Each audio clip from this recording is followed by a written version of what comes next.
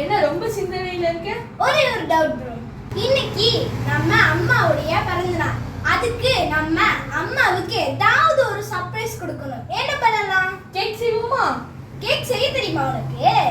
தெரியும், வா. இப்போ என்னென்ன பண்ணணும்? நம்ம 4 பனானாவை கட் பண்ணி உள்ள போட்டுட்டோம். அடுத்த 1/2 கப் சீனி,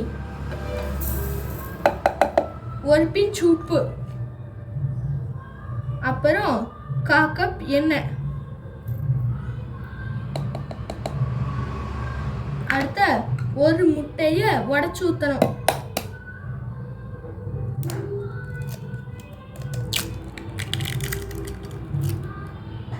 இப்போ இதை நல்லா அடிச்சு நுரப்புங்கிற அளவுக்கு அடிச்சு கொண்டு வரணும்.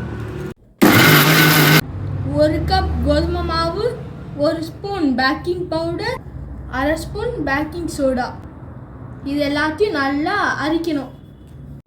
இதில் பனானா ஃப்ளேவர் போடலாம், இல்லைன்னா வெண்ணிலா எசன்ஸ் போடலாம். ஆனால் நாம் ஏலக்காய் பொடி போடுறோம்.